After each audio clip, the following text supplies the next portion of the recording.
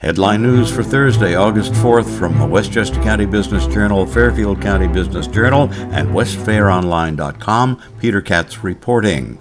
Far-right commentator and conspiracy theorist Alex Jones admitted during his trial in Austin, Texas yesterday that the mass murder at the Sandy Hook Elementary School in Connecticut did actually take place. For years, Jones had been lying to his followers by claiming that it was a hoax. A trial has been underway to determine how much Jones owes parents of children killed at the elementary school in damages for making his false claims. The U.S. Department of Transportation yesterday announced a proposed rule that would require airlines to be more generous in compensating passengers whose flights have been delayed or canceled. The proposed rule would require a refund for a flight if the departure or arrival time of the domestic flight is changed by 3 hours, or if an international flight's arrival or departure time is changed by 6 hours. A refund also would be required if the departure or arrival airport is changed. House Speaker Nancy Pelosi ended her trip to Taiwan and went to Seoul, South Korea today. In another show of displeasure with Pelosi's visit to Taiwan, China today fired more missiles into the international waters off the eastern coast of Taiwan.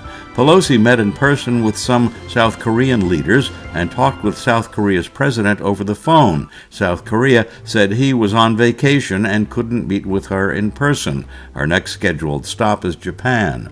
The Bank of England today raised interest rates by 0.5% in an effort to deal with inflation, just as the U.S. Federal Reserve has been raising interest rates. It's the largest rate hike by the Bank of England in 27 years. The Bank of England reported projections that the country would likely enter a recession in the fourth quarter of this year, and inflation would likely rise to more than 13%.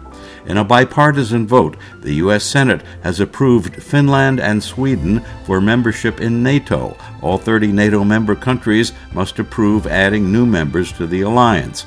Only Republican Senator Josh Hawley of Missouri voted against allowing Finland and Sweden to join. Republican Senator Rand Paul of Kentucky didn't vote yes or no, he just voted present.